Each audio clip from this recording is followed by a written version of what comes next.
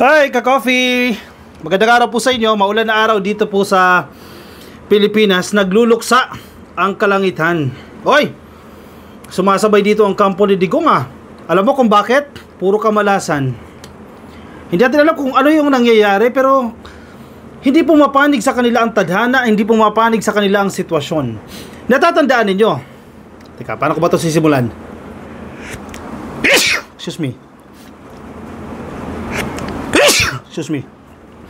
Kung inyong natatandaan, binamadali ng kampo ni Digong na mga DDS ang interim release ni Digong. Yan ha. Gusto nila agad nang pakawalan si Digong. In short, makakalabas lang si Digong once na i-grant ng International Criminal Court ang interim release. Ito ang problema. Minadali nila, di ba? Nagpasa na sila ng request nila para sa interim release ni Digong. Ibig sabihin, judgment na lang yung hinihintay. Yung adjudication na lang. Ito ang problema. Pangalawang problema, no?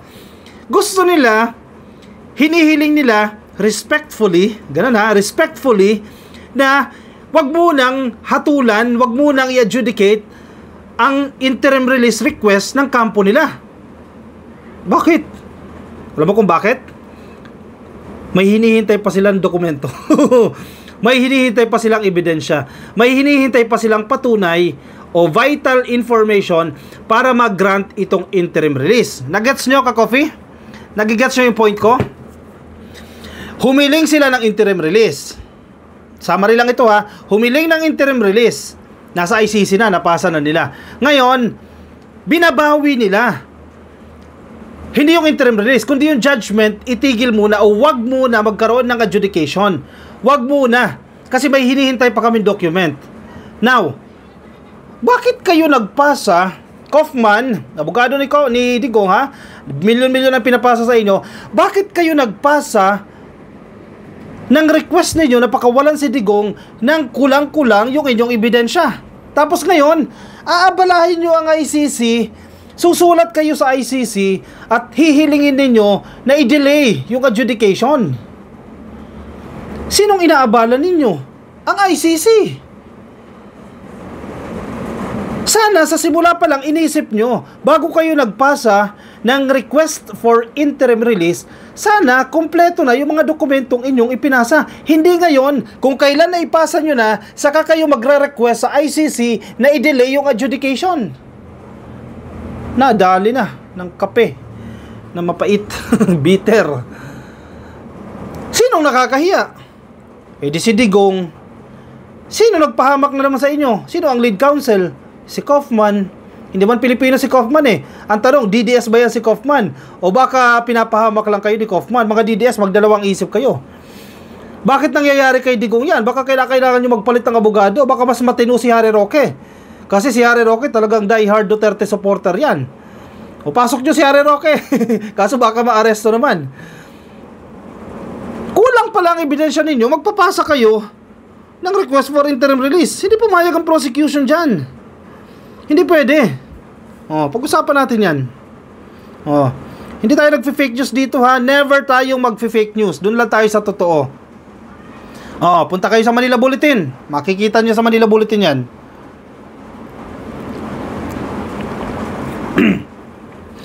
Ano sinasabi dito sa headline? Duterte camp asks ICC to suspend decision on interim release bid. Prosecution objects. Sa Tagalog, yung kampo ni Digong hiniling sa International Criminal Court na i-delay o i-suspend muna yung paglalabas ng desisyon doon sa request nila ng paglaya ni Digong o yung interim release. Tumututol po ang prosecution. Yung grupo naman nila konti, tumututol sila dyan. Basahin natin ang detalye. The legal team of former President Rodrigo Duterte has asked the International Criminal Court to suspend its adjudication on its interim release application, citing the need to submit additional information, but the prosecution has since objected the request. Para i-defend ang kampo ni Digong, ang gusto lang nila sabihin, give us more time. Di ba? Give us more time. Please. Kasi respectfully, doon sa letter nakita ko eh. Please, give us more time. Kasi may hinihintay pa kaming ebidensya. Kailan darating yung ebidensya na yan? Sa tingin ninyo, mag-a-adjust na naman ang ICC sa timeline ninyo? Kasi may hinihintay kayong dokumento, may hinihintay kayong ebidensya para mag-grant yung interim release? Ito, tanong ko sa inyo, ka-coffee. May idea kayo kung ano yung hinihintay nilang dokumento? Ako meron. Pero hindi ako sure. Pero idea lang ito ha. Idea. Again, hindi ito confirmed. May idea ako. Feeling ko lang ito ha. Feeling, disclaimer ha. Yung hinihintay nilang dokumento ay yung pagpayag ng bansa na kukup-kup kay Digong. Feeling ko na wala yan. Kasi kung yung matatandaan, di ba? Yung unang ipinasa ng kampo ni Digong, yung kanilang request for interim release, sinabi nila doon, may bansa na tumanggap kay Digong. Member state ng ICC, ibig sabihin signatory ng Rome Statute o ng ICC, di ba?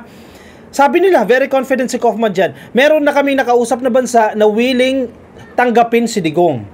Ang problema, nung lumabas sa balita yan, in the coming days, naglabasan. Sabi ng Australia, no, hindi namin yan, wala kaming commitment, wala kaming tinatanggap dyan. May iba pa, Germany, ganun din, lumabas. Belgium, may mga kung ano-ano mga detalye na lumabas. Kasi nang una, hindi nila pinangalanan kung ano yung bansa na yan natatanggap kay Digong. Tapos nung lumabas na yung balita na yan, may mga bansa na naglabas ng statement na wala kaming commitment, wala kaming sinasabi na tatanggapin namin si Digong. Pakiramdam ko, isa yan sa dokumento. Kaya gahol sila ngayon sa pag-iikot sa iba't ibang bansa para mapapayag ang mga bansang ito na kupkupin ang tatay nila, si Digong. Walang pumapayag na bansa. Feeling ko lang ha, pero malakas yung pakiramdam ko na mukhang yan yung kulang na dokumento. Kasi isa sa guidelines nila yun para mag-grant itong interim release natatanggapin siya ng isang bansa Yan siguro ang kulang. Again, feeling ko lang yan ha, feeling ko yan, hindi yan confirmed. Pero ang confirmed, may hinihintay silang papeles. Kaya gusto nilang i-delay yung adjudication o yung decision ng ICC sa request nila for interim release. Sige, balik tayo dito. Tumututo lang prosecution dyan, hindi pwede. In the 2 documents uploaded separately on the ICC website. Itong kagandahan very transparent ang ICC. Kung may dokumento ka nga hanapin, punta ka sa website ng ICC, ina-upload nila yung mga dokumento. But of course, yung mga bagay na dapat manatiling confidential, redacted yan. Hindi natin makikita yan, tinatanggal nila. Pero in fairness, pagdating sa transparency, mainam itong ICC na to. In the 2 documents uploaded separately on the ICC website, with the defense's request dated July 14. July 14 ha. Ano petsa na ngayon? Ngayon ay July 19. So 5 days ago. Dated July 14 and the prosecution's request dated July 18. The two sides clashed over the interim release application that the defense has made last month. Last month pa ni-request yung interim release na yan. Tapos gusto nyo pa, defense gusto nyo pa, i-delay pa ng ICC kasi may iniintay kayo dokumento. Ano yan? Nagmamadali kayo ng una, tapos ngayon kayo ito magre-request na i-delay. Nilalaro nyo ba ang ICC? Tuto lang prosecution dyan. Sumulat din sila. July 18, kahapon lang ka-coffee yan. Yung sulat ng ICC, ng prosecution, Signed by lead counsel Nicholas Kaufman, the defense formally requested that the pre-trial chamber or PTC1, pre-trial chamber 1, PTC1, suspends. Yan yung hiling nila. Suspends its adjudication on Duterte's interim release application because it plans to submit pertinent information relevant to its decision to grant the former president interim release. Sa Tagalog, magpapasa pa kami ng importanteng dokumento para pumayag na talaga kayo na pakawalan si Digong. Yan ang sinasabi ng counsel nila Kaufman. Talaga to si Kaufman ang tanong dyan. Magaling ba talaga si Kaufman? Kasi si Kaufman, inuuna pa yung pagpatol kay Claire Castro Kayo si Claire Castro, kasuhin mo yung kaso mo. Huwag ka ba pa-distract kay Attorney Claire? Kung tingin mo dyan, distraction si Attorney Claire, huwag mong pansinin. Gawin mo lang trabaho mo. Diba? Kung magaling talaga. Kasi naunahan din ang yabang itong si Kaufman Alam mo sabi niya noon, mapapalabas agad niya si Digong bago pa yung reading. O sige, may petsa pa naman, may oras pa naman ngayon July, August, September, may 2 months pa naman siya para mapalabas pa si Digong. Kasi yan ang kanyang yan ang kanyang kahilingan na palayain si Digong, palabasin si Digong bago pa man ang reading ng kaso na magaganap sa September. May 2 months pa siya. The chamber yung pre-trial chamber. So it is submitted should be in possession of all relevant materials including redacted yung document. Kung ano man yung dokumento, hindi natin alam dahil tinanggal. Before making its first crucial determination on interim release, sabi ng dokumento. Now, ang tanong ko sa defense, bakit kayo nag-request ng interim release nang hindi pa pala kumpleto yung inyong mga dokumento? Basic. Di ba? Kasi very confident kayo last month nung nag-file kayo ng petition ninyo ng application for interim release, hindi pa pala kumpleto yung dokumento. Or baka naman nung nag-file sila kumpleto na yung dokumento, biglang may umatras. Biglang may bumawi. Yun yung tinutukoy ko sa inyo. Umatras yung bansa na yan na pagtataguan sana ni Digong or kung saan siya pansamantalang ididetine o house arrest o kung ano man yan. Umatras yan. Kasi hindi naman ganyan siguro kaeng-eng itong kampo ni Digong na magpapasa sila ng application for interim release ng kulang-kulang ang dokumento. Hindi nila gagawin yan kasi pagtatawanan sila. The way na nangyayari ngayon, pinagtatawanan sila. Ang pinaka-katanggap-tanggap na paliwanag dyan, totoong kumpleto na ng una, ang problema may umatras. Bakit umatras yung bansa na yan? Pakiramdam lang natin ito ha. Kaya ngayon, kulang. Kaya gusto nila ma-delay ngayon para makapagpasa sila ng kulang na dokumento. Pansinin mo, isang buwan mawawala si Sara Duterte dito sa Pilipinas. So, nag-iikot-ikot yan sa mga bansa. Diba? Nanliligaw yan sa mga bansa na tanggapin na si Digong. Diba? Tanggapin nyo na si Digong kasi yan lang ang kulang. Yung bansang tatanggap kay Digong. Basta, importante. Parte ng ICC o member state ng ICC or signatory sa Rome Statute. No. Diyan sila nahihirapan dyan.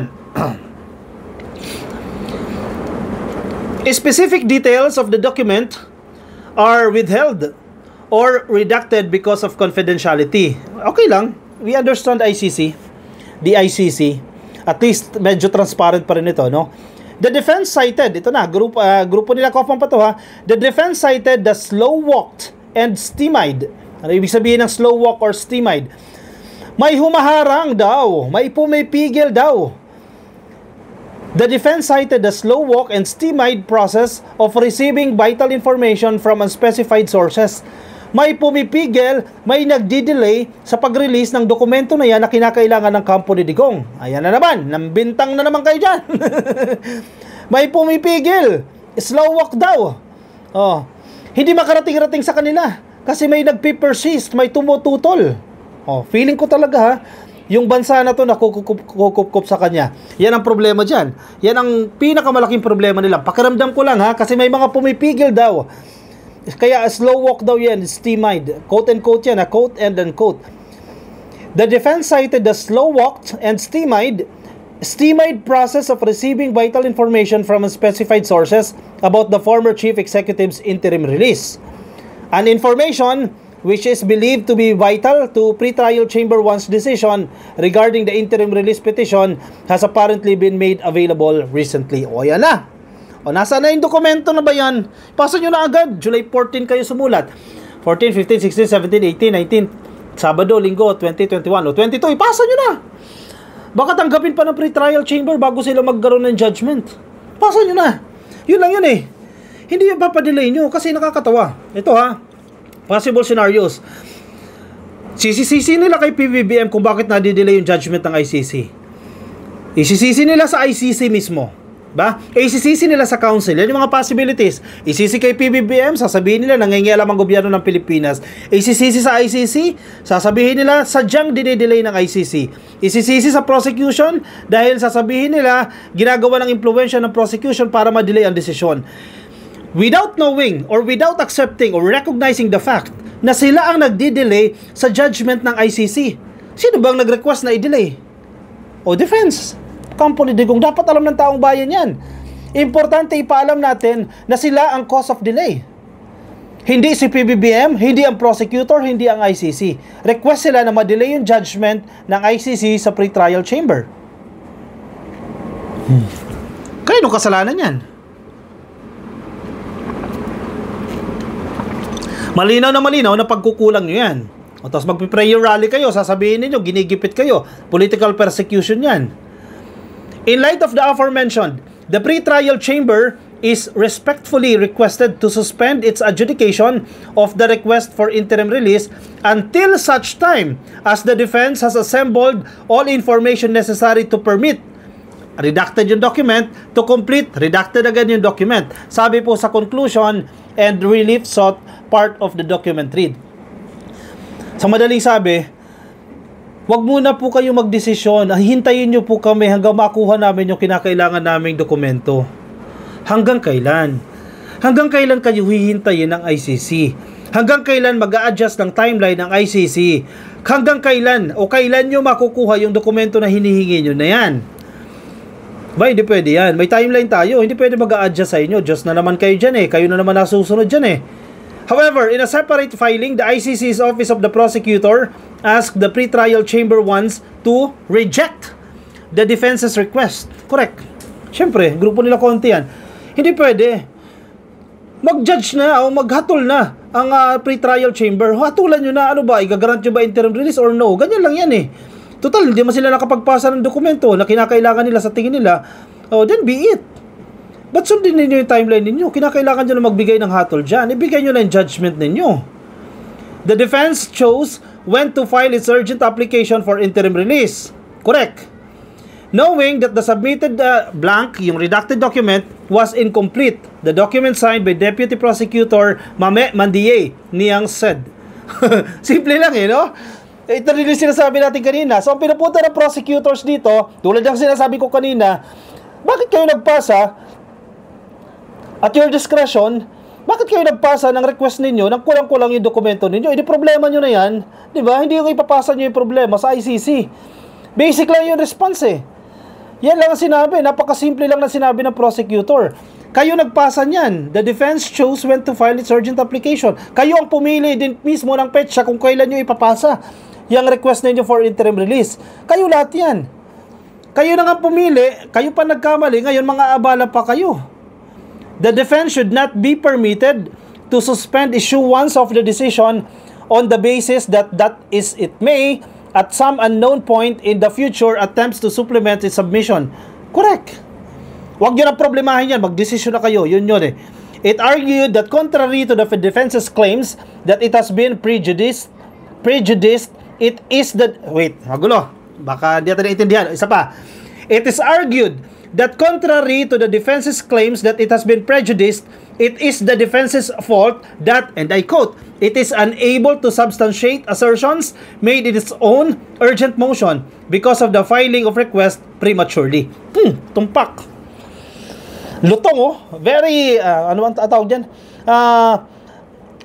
Hard-hitting o direct hit. Itong sinasabi ng prosecutor, no? Bakit kayo nag-file ng request ng premature? In short, hindi pa hinog. File kayo ng file ng hindi pa hinog. Kumbaga, kilos kayo ng kilos ang hindi nyo pinag-aaralan strategically. Tama ba itong ginagawa nyo? Mali ba itong ginagawa nyo? Anong mali, etc. Diba? Problema nyo na yan. Reflection ni Kaufman yan. Baka hindi naman kasi magaling na abogado yung si Kaufman. Tuloy napapahama kayo. Bakit kayo magpa-file ng application ng premature? Kulang-kulang kayo sa ebidensya, kulang-kulang kayo sa dokumento. The prosecution pointed out that it was the defense that previously said the chamber should decide on the interim release application urgently and even requested that the chamber reduce the prosecution's time to respond. Nakakatawa. Sinabi pala nila yun. Sinabi pala ng kampo ni Digong na dapat urgently, agad-agad desisyonan nyo itong request namin for interim release. Sinabi pala nila noon yan. Tapos ngayon, ang sasabihin ninyo, wait, i-delay ninyo. Ay, nako, ayoko na, huwag natin tapusin to. Mahaba na yung pinagsasabi ko dyan. Malinaw na hindi kayo ready dyan sa kaso na yan. Nabibigla kayo. Baka kinakailangan nyo ng palitan si Kaufman ni Harry Roque. Baka mas magaling si Harry Roque dyan. Di ba? Mas makatulong kay Digong yan. Kasi malay mo, kung ano lang habol ni Kaufman dyan. Di ba? Kay Digong, di natin alam. Di ba? Si Roque, at least, handang isakripisyo ang buhay niya para kay tatay niya. Kay Digong niya. Anyway, diskarte na nila yan. Pabor yan sa mga biktima ng tukhang ni Digong at ni Bato. Pabor na pabor yan dahil once na magdesisyon na itong pre-trial chamber, I think papabor sa mga biktima or hindi igagrant itong interim release dahil mismong galing sa kampo ni Digong, kulang-kulang yung kanilang submission, kulang-kulang yung mga dokumentong kinakailangan nilang ipasa. O siya, sige, ako yung magpapaalam muna again pansamantala sa inyo, yung mga ka-coffee natin sa Facebook. Pasuyo na lang habang di pa kayo naka-like and follow sa Facebook. Please like and follow. YouTube, subscribe na po kayo. TikTok, subscribe na rin po kayo. I'll see you in my next video. Paalam ka, Coffee. Bye-bye.